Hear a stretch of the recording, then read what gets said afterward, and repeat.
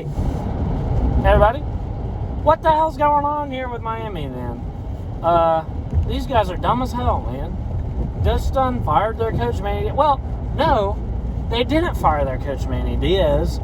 They just hired another one. Did they fire Manny Diaz?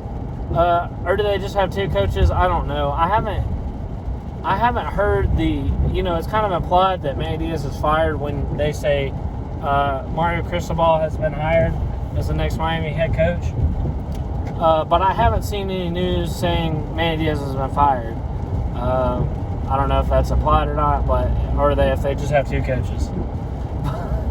But anyway, Miami, this is so dumb. I mean, why are you doing this? Manny Diaz should not have been fired.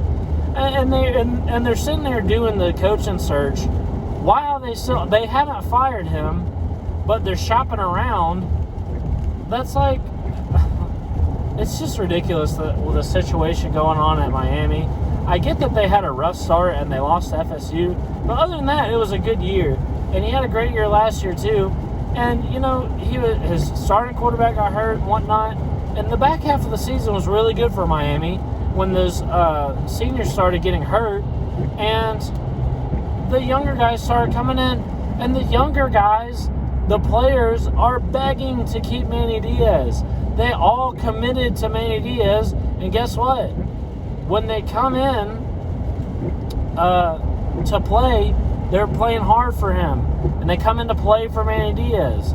Now you're gonna have next year. You're gonna have players that are coached by damn 3 different coaches, man.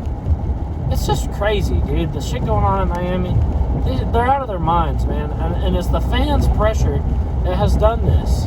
It's the inmates running the asylum, as Slim Shady Cates put it.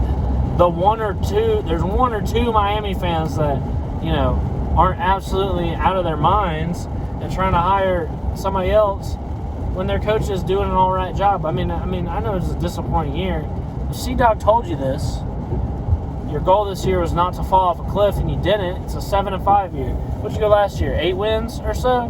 I mean, I know it's a step back, but you gotta have patience, man. There was some kind of Mike Leach quote talking about everything going on in college football, how everybody's firing their coach and this and that. After 3 years, you should not fire a coach after 3 years. And I know I sound hypocritical because I want Jeff Collins to be fired. Well, there's a difference. There might be some caveats. If they've lost the locker room, that's a big red flag. If they've lost the locker room, like Dan Mullen, for example. He's lost the locker room and the players give up and they don't want to play more, that's a big red flag. That's not good.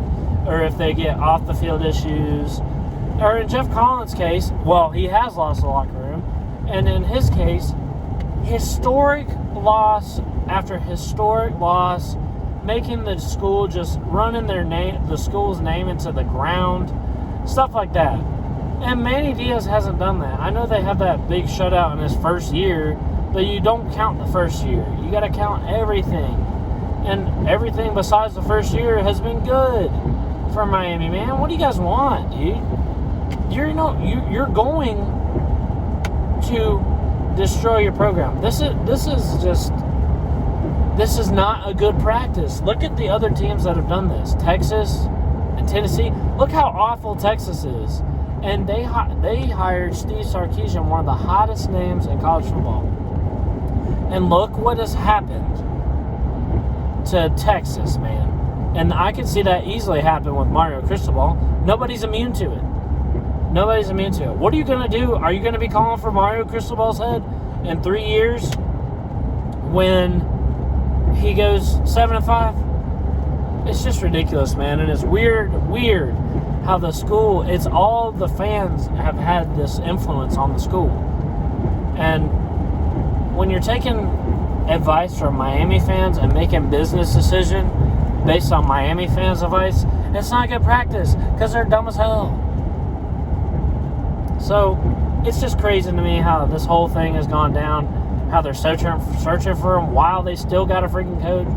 And as far as the Mario Cristobal hire, yeah, it's a big name.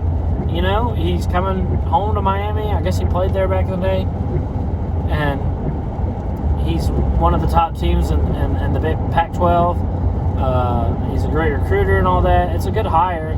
It's just that nothing's guaranteed, man. It's not like they're hiring some OC or DC or whatever that you've never been a head coach before. So at least he's got... I'm amazed they managed to pull this off. Probably because Mario Cristobal is fixing to get ready to get fired after getting whooped by Utah twice in a year. And just the things that he can't do at Oregon with the talent that he's got, he should run that conference, and he just hasn't. Maybe it's different in the ACC. I'm of the opinion, while I'm on the topic, I'm of the opinion that no team in the Pac-12 right now can be dominant because all the teams suck and the conference is soft. And I think that the SEC is the strongest conference because they have the best team. They're comprised of the best teams. All the best players go to the SEC, and iron sharpens iron. Well, you're trying to sharpen iron with aluminum or something, whatever kind of metaphor you want, at Oregon. So, I kind of almost take that with a grain of salt because I just don't think the toughness is there for any Pac-12 team to be dominant and blow every team out like they should, because that is a conference full of losers. The Pac-12 is a joke. Anyway, maybe Mario Cristobal can turn Miami around. I don't know. I just think it's a bad practice. I mean, it's a great hire, bad practice. And I wouldn't be surprised if it falls on his face. And all these players, man, I feel for them. Imagine committing to a coach and then he gets fired for no reason 3 years in, and you want to play for him. You're begging to play for him, and the fans get him fired. That's crazy. So, anyway, felt like I had to talk about that. I guess I ought to mention Brent Venables going to Oklahoma. I think that's a good hire. Every coaching opening that's happened for the past few years has been, oh my God, Brent Venables, his name's been on the list. And the ones to finally wrestle him in is Oklahoma. So good for Oklahoma. We'll see how Clemson bounces back.